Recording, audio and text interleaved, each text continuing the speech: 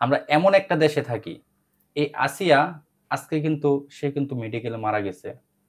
আমরা যারা আপনারা এই ভিডিওটা দেখবেন তাদেরকে বলি উদ্দেশ্য করে, আমরা কোন দেশে বসবাস করি?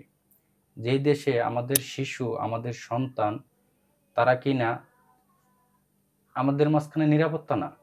কারণ আমাদের আত্মীয় স্বজনের বাড়িতে গেলে যদি তারা ধর্ষণ হয়, তাহলে কোন দেশে আমরা একটা বসবাস করি?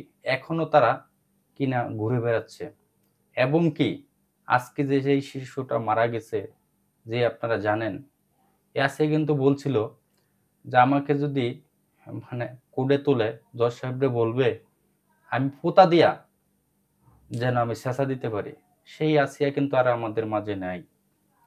আজকে কিন্তু সে কিন্তু মৃত্যুবরণ করছে। আজকে 13 তারিখ।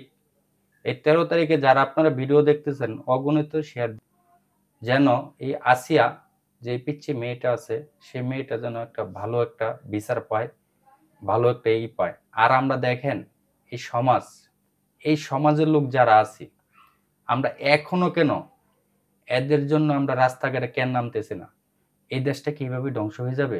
বলবো এই সরকারকে, ডক্টর ইউনূসকে, ইউনূস সাহেবকে বলি, আপনি যেন নিজে থেকে সুষ্ঠু একটা আর যে বিচার করবেন, আর বিচারটা এমন হতে চাই যেটা আমাদের লোক সমাজের মাঝখানে, যেমন সৌদি আরবে কিন্তু একদম মানুষকে, জীবিত মানুষকে কিন্তু একদম গলার মধ্যে জব করা হয়, এরকম আমরা কিন্তু বিচার চাই।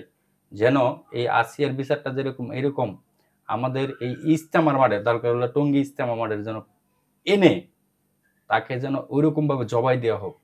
যাকে 8 বছর শিশু, সে কিন্তু আমাদের মাঝখানে আজকে নেই। কারণ যদি এই কাজটা না হতো, এই দর্শন যদি না হতো, তাহলে কিন্তু মেয়েটা বেঁচে থাকতো। এই কারণেই আমি, আপনারা যারা দর্শক ভাই যারা আছেন, যারা আমার এই ভিডিওটা দেখবেন, তাদের কাছে অনুরোধ করে বলি, আপনারা একটা শেয়ার দিবেন, যেন ইউনূস সাহেব এই ভিডিওটি দেখতে পারে।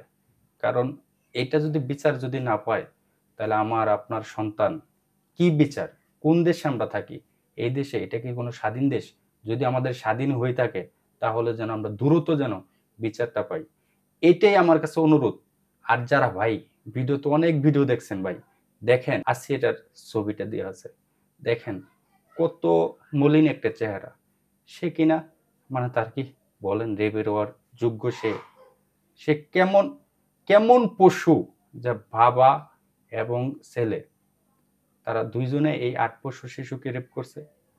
এই রেপের কারণে কিন্তু সে আজকে মারা গেছে। আমাদের মাঝখানে কিন্তু আসিয়া নেই। আপনারা যারা এই ভিডিও দেখবেন তাদেরকে বলি, এই আসিয়ার যেন সুষ্ঠু একটি বিচার আমরা চাই। এবং দর্শক ভাই যারা আছেন, আপনারাও তো এই বিচারটা কোন ধরনের বিচার চান, আপনারা অবশ্যই আমার এই কমেন্টে বলে যাবেন। কারণ আমি তো বললাম আমার মতো করে ভাই, আমরা চাই যেন লোক সমাজের ভিতরে এনে তাদের যেন সাজা দেওয়া হয়। এইটা আমাদের